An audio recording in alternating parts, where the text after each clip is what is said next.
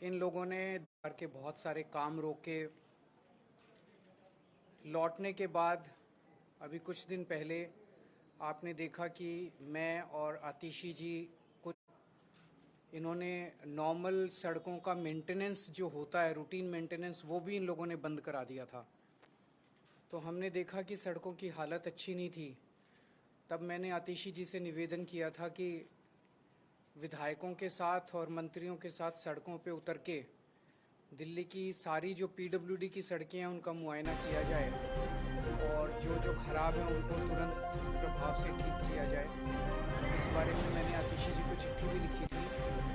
तो मुझे खुशी है कि इन लोगों ने, सारे हमारे पार्टी के विधायकों ने, लीडर्स ने और मंत्रियों ने सड़क पे उतर के रात दिन वो इंस्पेक्शन किया है और सड़कों का मुआयना किया है और कितनी ख़राब है, कौन कौन सा काम करने की ज़रूरत है, उस सारी रिपोर्ट एक बनाई है।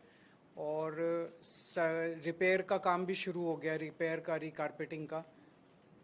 तो मैं आतिशी जी से कहूँगा कि एक बार आपको वो बता दें।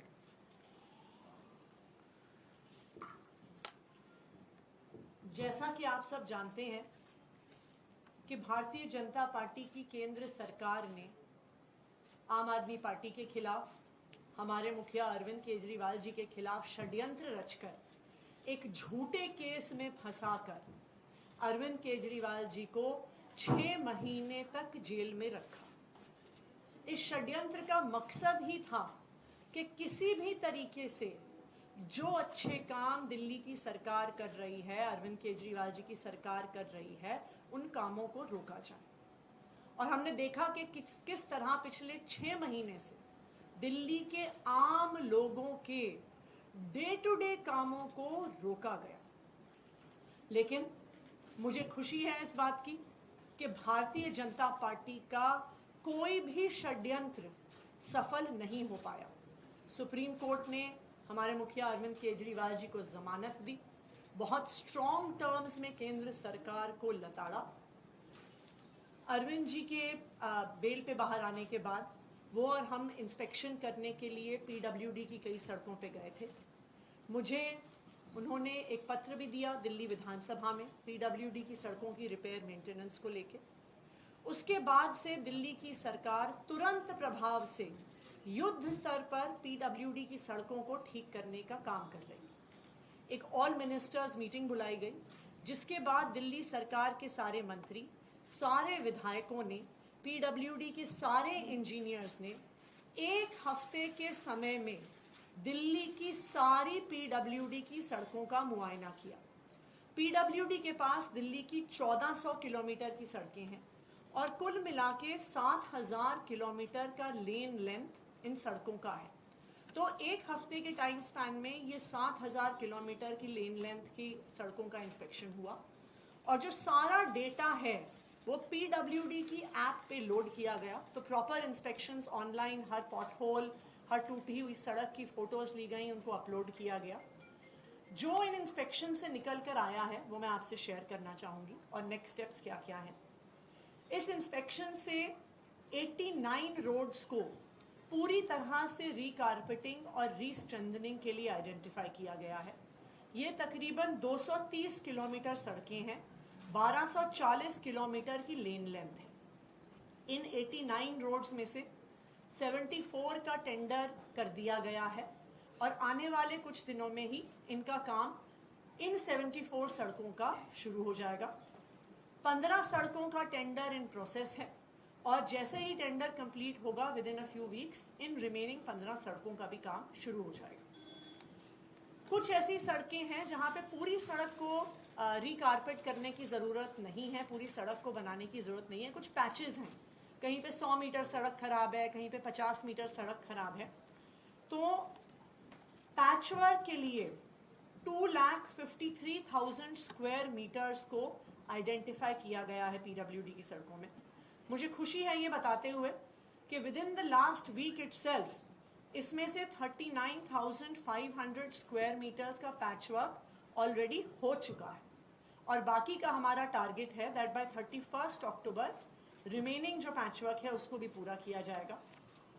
इस इंस्पेक्शन में 6,671 पॉट होल्स को आइडेंटिफाई किया गया, जिसमें से 3,454 को ऑलरेडी भर दिया गया है और जो रिमेनिंग 3,217 है उनको भी आने वाले कुछ दिनों में रिपेयर कर दिया जाएगा।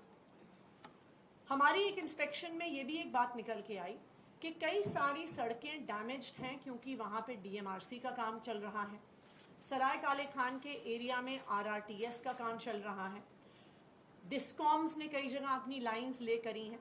तो जहाँ जहाँ पर किसी अन्य एजेंसी के काम के द्वारा की वजह से सड़कें टूटी हुई हैं, with in the next few days in सारी एजेंसीज के साथ हम पीडब्ल्यूडी की मीटिंग करवाएंगे सो दैट जहाँ पे डीएमआरसी ने रिपेयर करना है उसको भी तुरंत शुरू करवाया जाएगा, जहाँ पे आरआरटीएस ने रिपेयर करना है उसको भी तुरंत करवाया जाएगा। एक सड़क के बारे में स्पेसिफिकली मैं डिटेल शेयर करना चाहूँगी और वो है new Rohtak road. New Rohtak road जो टिकरी बॉर्डर जाती है नांगलोई मेट्रो स्टेशन से मुंडका होते हुए, वो शायद आज के दिन में दिल्ली की सबसे खराब हालत में सड़क है। उसका रीज़न ये है कि न्यू रोहतक रोड के इंटीरियर में बहुत सारी अनऑथराइज्ड कॉलोनीज भी हैं, वहाँ पे पॉपुलेशन बहुत बढ़ी है। सो ओवर टाइम जो वहाँ से पानी निकल कर आता है उसको अकोमोडेट करने के लिए न्यू रोहतक रोड का जो ड्रेन है उसकी कैपेसिटी कम पड़ रही है। दूसरा, इस साल मॉनसून में तकरीबन नॉर्मल से 2 गुना बारिश हुई है।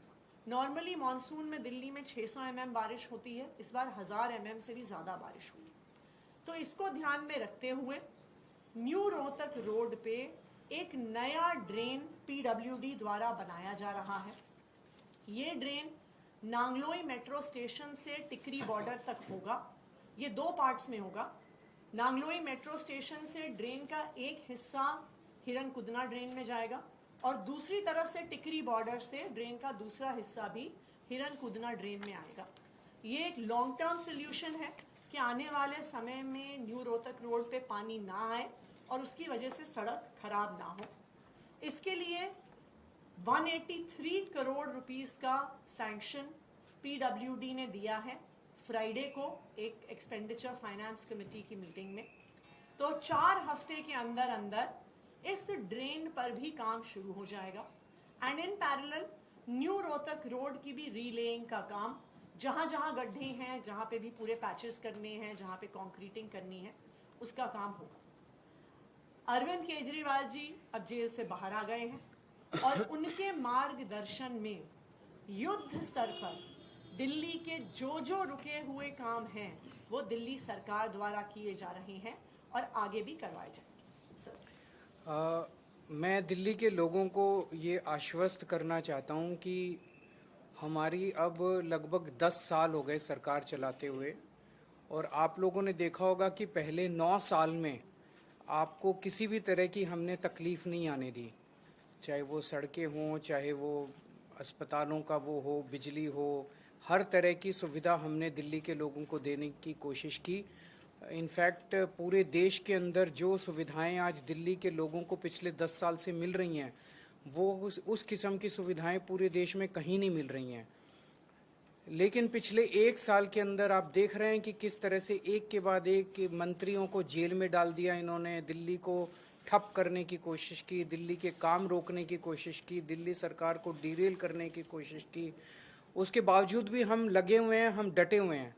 अब मैं बाहर आ गया हूं और जितने भी रुके हुए काम थे और जो तकलीफ़ें और समस्याएं लोगों को हैं, मैं उनको आश्वस्त करना चाहता हूं। उन सब की तरफ हम लोग अब ध्यान दे रहे हैं और आपकी समस्याओं का निवारण करना हमारा फ़र्ज़ है।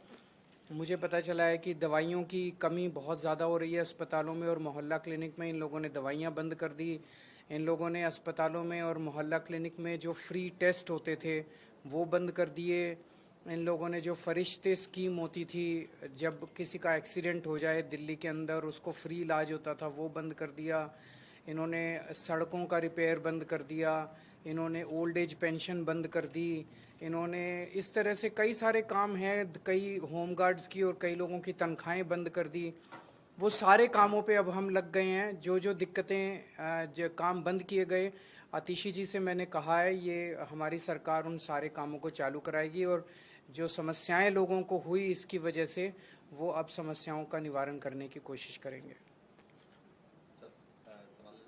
सर आज एक और रेड हुई है, आप ही के आम आदमी पार्टी के सांसद है राज्यसभा के, उनके ऊपर ईडी की रेड हुई। ये समझ नहीं आ रहा, मतलब ऐसे ये कोई भ्रष्टाचार के खिलाफ तो जांच चल नहीं रही। जाहिर तौर पे इन्होंने मेरे को गिरफ्तार कर लिया, इन्होंने संजय सिंह को गिरफ्तार कर लिया, इन्होंने मनीष सिसोदिया को गिरफ्तार कर लिया, इन्होंने सत्येंद्र जैन को गिरफ्तार कर लिया, इन्होंने विजय नायर को गिरफ्तार कर लिया, इन्होंने विभव को गिरफ्तार कर लिया, इन्होंने आज संजीव अरोड़ा के ऊपर ईडी की रेड कर दी।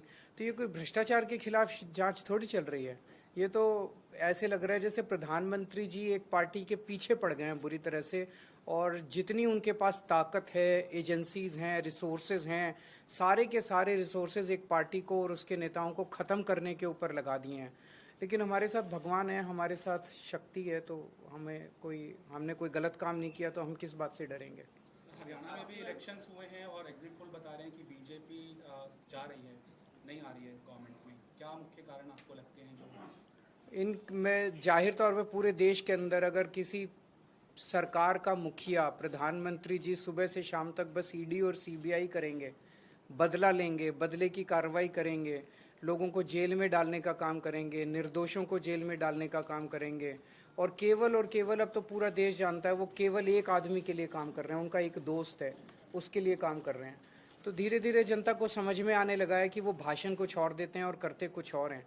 तो अब वो जो उनका एक पर्दा था वो हटता जा रहा है और लोगों को के सामने सच्चाई सामने आ रही है कि किस तरह से लोग बेरोजगारी से परेशान हैं, लोग महंगाई से परेशान हैं, लोग उनके भ्रष्टाचार से परेशान हैं। अब उनकी सच्चाई लोगों के सामने आ रही है। सर, आपने कहा कि 9 साल आपने अच्छे से काम किया, फिर 6 महीने का एक पैच आया, अब 6 महीने बाकी बचे हैं, लेकिन अब आप चुनाव जीत कर भी आएंगे तो आश्वस्त कर पाएंगे दिल्ली वालों को, क्योंकि आप जनता के बीच तो जा रहे हैं, क्या जनता के डर लगा, लेकिन क्या आश्वस्त कर पाएंगे कि आने के बाद अगर आए, जीत के आए तो फिर सारे काम होंगे? अभी भी होने चालू हो गए, बाद के आश्वस्त की तो बाद की बात है। अभी सड़कें होनी चालू हो गई, सारे काम होंगे। कुछ काम अभी पूरे हो जाएंगे, कुछ काम उसके बाद होंगे, कहीं फिर नए काम भी होंगे, सारे काम होंगे। बीजेपी नेता अनूप पांडे हैं, तो उन्होंने आपको जो दिया गया राज्यसभा सांसद का जो आवंटित आवास है उसको लेकर आपत्ति भी जताई है। कौन है अनूप पांडे? जगदीप धाकड़ जी को उन्होंने पत्र भी लिखा है, उन्होंने शहरी विकास मंत्री को पत्र भी लिखा है कि वो आवास आपको क्यों दिया गया। तो उनसे पूछ लो, मेरे को क्या पता कौन अनूप पांडे है। तो वो चिट्ठी उन्होंने धनखड़ साहब को लिखी है, धनखड़ साहब जो ठीक समझेंगे वो। तो उनकी चिट्ठी पे मैं कैसे प्रतिक्रिया दे सकता हूँ? आशी मैम, जिस रोड का आपने जिक्र किया है, रोहतक वाली रोड पे, वहाँ पर मैम आपने खुद ही बताया कि समस्या बहुत बड़ी है और गंभीर समस्या है, लेकिन वहाँ मैं न्यूज़ कवर करने गया तो वहाँ के लोगों ने कहा कि एक दिन की ये समस्या नहीं है, काफ़ी पहले से समस्या चली आ रही। लोगों में मायूसी और नाराजगी, इसे कैसे दूर करेंगे? चूँकि चुनाव इसको ठीक करा देंगे, पक्का ठीक कराएंगे। चुनाव से पहले मैं समझता हूँ कि ये सड़क जो है ये सिंबल बन गई है एक तरह से खराब सड़क का, और इसको ठीक कराना हमारी सबसे बड़ी प्राथमिकता है। मुझे पूरी उम्मीद है इसको चुनाव के पहले ठीक करा लेंगे। Thank you.